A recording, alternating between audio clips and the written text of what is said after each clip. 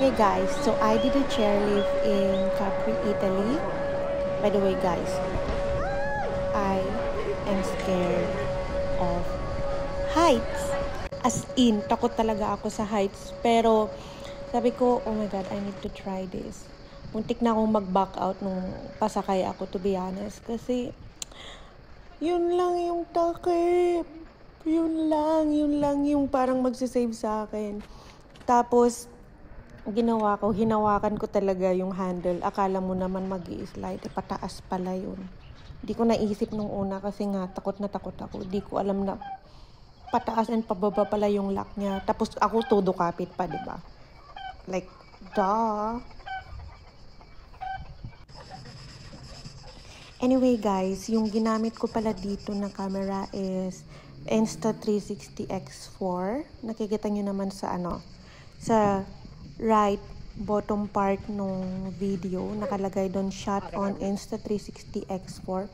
So yan yung latest na model nila na I mean it's around 2,000 something dirhams. Convert nyo na lang.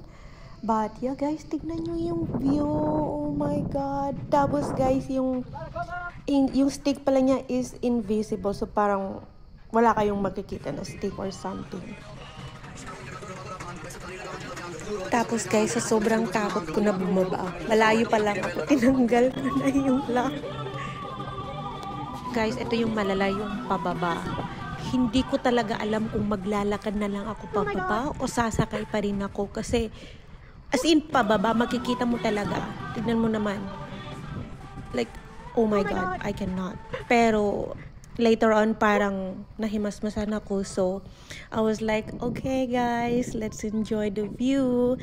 Tapos, if nakikita nyo, di ko nahawak yung lock kasi nung pinanood ko yung video, para akong tanga na the whole ride ng paakyat nakahawak sa lock. Like, hindi ko alam, siguro pinagtatawanan na ako ng iba or whatever, pero look at that! Tuwang-tuwang ating nyo, guys. Tuwang-tuwa. Kasi, ang ganda ng view and then later on, kumalma na rin ako. So, parang, okay, let's enjoy this. Ganun. Guys, look at this. It's going down. Oh my God. Oh my God. No! Woo! Oh no! Oh my God!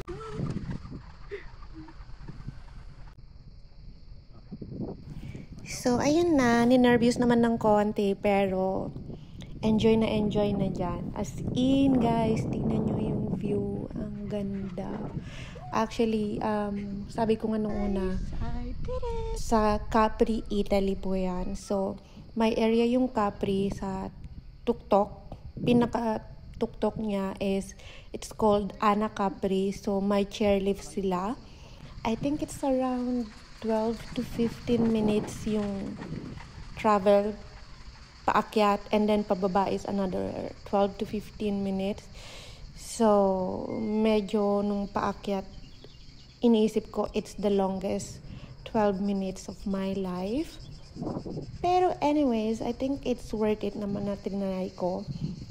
With the help of Insta360 X4, like na-capture ko talaga lahat ng emotions ko, paakyat hanggang pababa, and alam mo yung feeling na fulfilling kasi like takot ka sa heights and then may isa ka na namang nagawa. So parang sa akin like I did it guys. I'm so proud of myself. Siguro yung iba sinasabi na OA naman nito, pero guys, kung takot ka talaga sa heights, like every single thing na feeling mo talaga mahuhulog ka, natatakot ka talaga eh. As in.